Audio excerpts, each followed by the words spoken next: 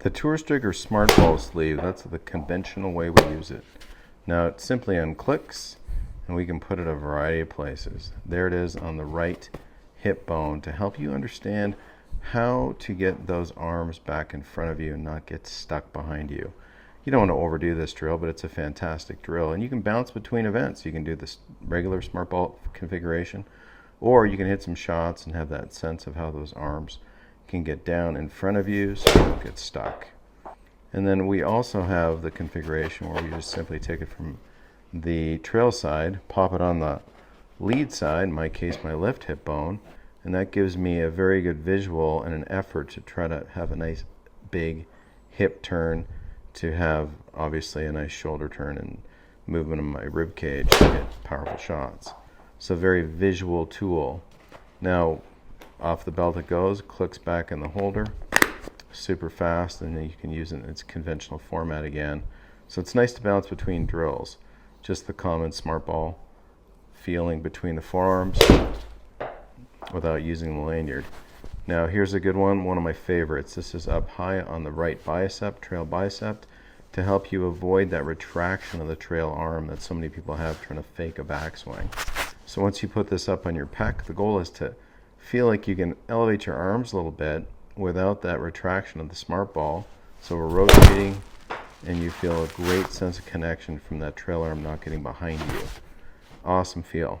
Then we've got the compression of the lead arm. We don't want that lead arm compressing against the chest very much during an effective swing. We want to feel like we can turn that rib cage quite a bit, let those arms stay a little bit in front of us, not get so pinned across our chest.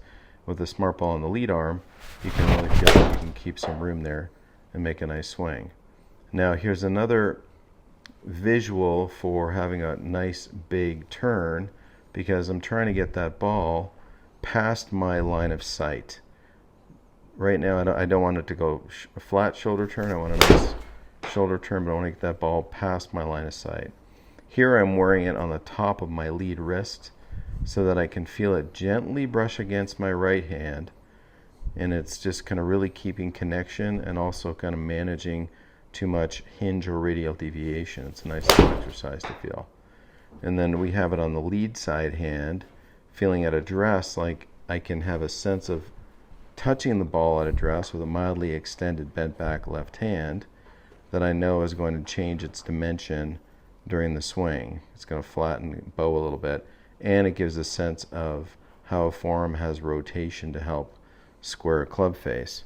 So at address you can feel that ball. On the way down we want a sense of rotation. I'll let that toe of that golf club do some rate of rotation for most people, helps them with their distance. Let's hit a little shot, have that feeling of that ball moving its rate of rotation. Here's a simple one just above the right elbow, and if we do that muscle curl with the right arm, we're trying to avoid a lot of compression there for overbending the trail arm. So once you start to feel the ball between the bicep and the forearm, you know you're kind of at your functional range of motion for a trail arm. So it's a nice awareness. You've seen people use pool floaties for this, those kind of things.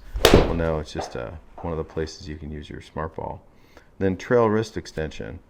So very simple exercise. You've seen products in the market these days. Very popular product, the Pro Sender, trains trail wrist extension with a sense of feedback. So this is that same type of feeling, extension without radial deviation, and how a trail arm gets to the top, and how you can feel that trail hand settle without the chaos of adding in too much radial as a function of the hands not really working as a cohesive unit. So setting it on there, trying to have a waggle to feel that sense of motion, and then going ahead to hit a shot. And that's a great feel to get that sensation in. Take the clip off whenever you want. This one I like to use for separation, upper body to lower body. I put it right in front of me.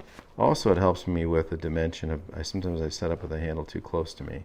So there's my address position, and I want to feel like I can start to rotate that ball toward the target, get that nice separation. Nothing crazy, but as I get older, I need to focus on that separation of the pelvis to the upper body for a good sequence.